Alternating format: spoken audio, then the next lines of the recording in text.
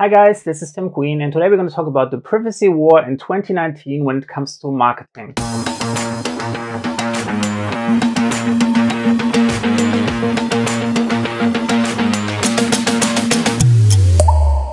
Few of you might be familiar with a couple of different privacy initiatives in the last year. GDPR was in everyone's ear. Now we're getting like the CCPA in California, and this is just like the beginning of what's to come. Like in a couple of months and years, we're going to see a lot more states following through, and we might see like a very similar legislation in the entire United States, which is similar to the European GDPR. So we see a lot of this going on a regulatory or like legal basis. So it is like putting on restrictions on different companies, what is possible and what isn't. Then you see a lot of those trends where we have scandals where there is no law behind forcing someone's hand, but it's the public pressure that's changing perception. Few examples that you might have seen is, for example, Facebook had a lot of backlash for their deal with privacy. And now a lot of them, they will try to create a better impression of Facebook so the advertisers are not running away, and they're putting some self-limitations on what they can do. And one thing that they have recently changed as an example is an anti-discriminatory policy when it comes to advertising on their platform.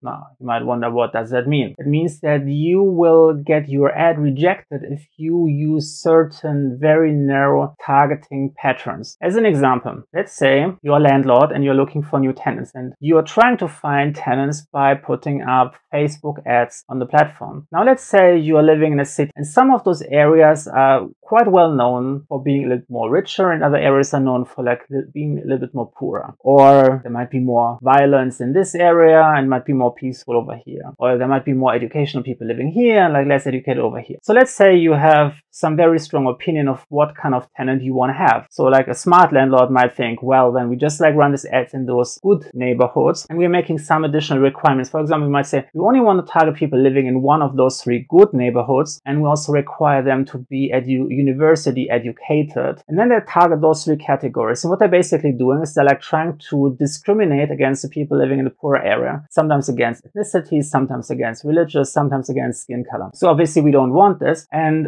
this is the reason why Facebook has implemented this. But the thing is, this will also affect you in many other ways, because a lot of useful targeting options that have nothing to do with discrimination based on race, gender, religion, whatever, they will still appear or might cause problems for you to target. What does it mean? When you can't target very specifically, then you have to target broader. If you target broader, then it becomes less likely that anyone is clicking on your ad. If it becomes less likely that they click, the ad relevancy goes down, and you actually have to pay a lot more money in it. So this is one of the effects of this privacy war in 2019. We're going to see a lot of regulation, self-regulation, and in turn your advertising costs will go up. There is a couple of other things happening at the same time that will also affect your advertising costs when you're like running a business. One of them is, for example, that Apple and their Safari browser has recently implemented new technologies that prevent third-party tracking pixels from tracking your behavior across different pages. So who does that affect? Facebook, Google Analytics. They all track you based on like you're moving around the internet and create like patterns of like clusters what you might be interested in. For example, you go to a page about outdoor sports, they might make a checkmark outdoor sport or outdoor enthusiast. If you visit like 3 or 4, then you're like the extreme outdoor enthusiast, and you will be the highly desired category for anyone who's want to sell you some outdoor stuff. You might go onto some other pages. Maybe you go on a cooking website. Bam, you might be interested in diets or like in buying grocery